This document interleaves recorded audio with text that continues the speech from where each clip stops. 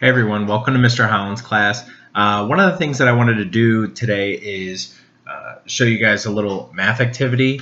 Now, I teach kindergarten, and there's some way to adapt this for kids who are younger and kids who are older. But I wanted to show you one way that you can do this at home. So what I have here are base 10 blocks, and what they are is they're basically just units of measurement to show kids place value. So in kindergarten, we're talking about numbers 1 to 100 is what we get to. So and at this point during the year, we're getting towards counting on. We've talked about skip counting and things like that. But this is one of the tools that I use to teach kids. And also I have it out as a center so kids can practice it.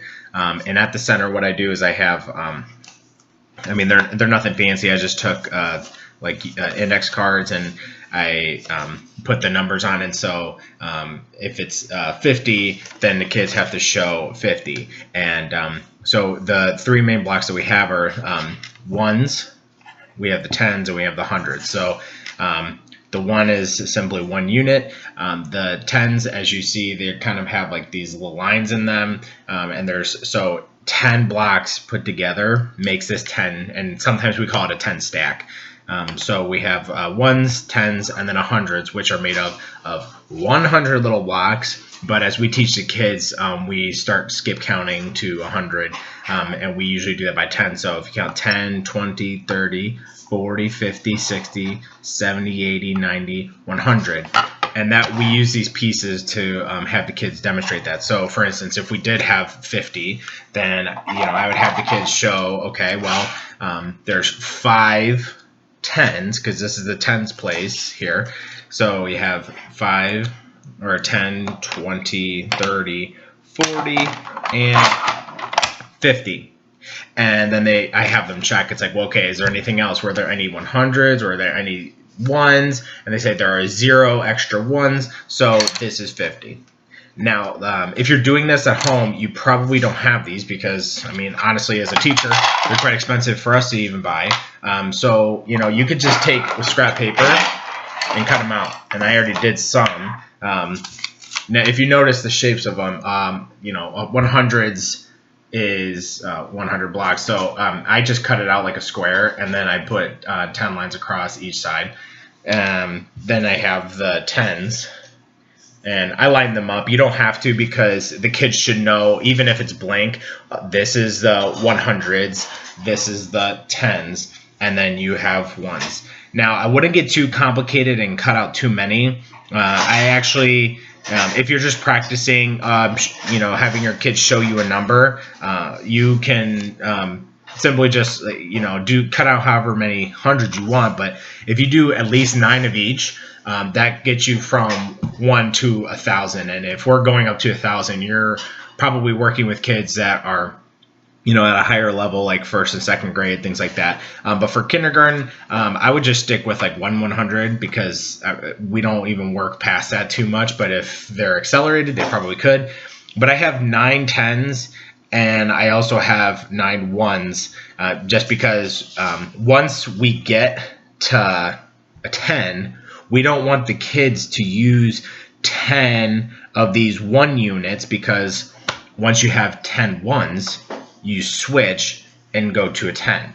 I cut out 9 ones, because once they get to the next point, then they should be using these. And it's the same with the tens. Once we have 10 tens, that makes a 100. So you really only need 9 of these, because once you get to 10, they shouldn't use 10 tens. They should move up and say, okay, we're at a new place value. And you don't have to do anything big. You don't have to even put them on cards like this. I just do it so that the kids are, repetitively practicing. And I have a bunch of them.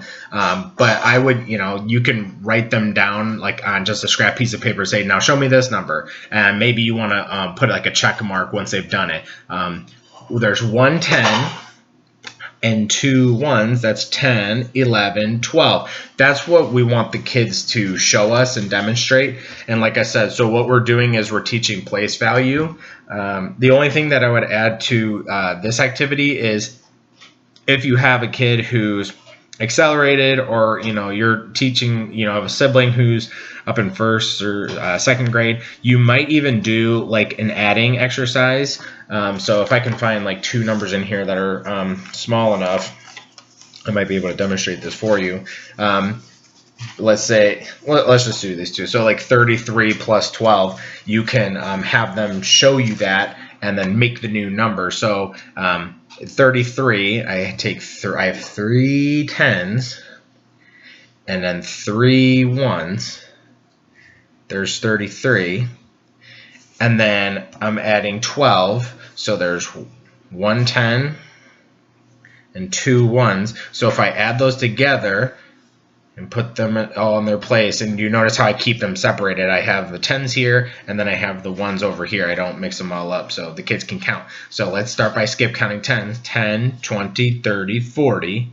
Then we'll move by ones, 41, 42, 43, 44, 45. So your kids who are at a higher level, you can even do that as an extension to the place value activity. So I just wanted to give you this as an example. Obviously, you guys might not have these resources at home, so I wanted to show you a way that you can make them, and also a way that you can engage your kids and keep them counting, because especially with skip counting, in kindergarten we have introduced like skip counting by 2s and by 5s, but we definitely go to the 10s because we're talking about place value, and it's a bit easier. There are songs that go along with it, and you can even look up on YouTube for place value songs, skip counting songs.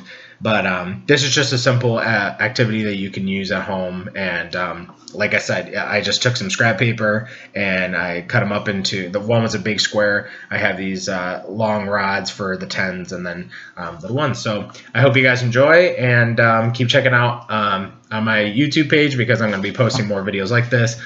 So keep in touch. Bye, guys.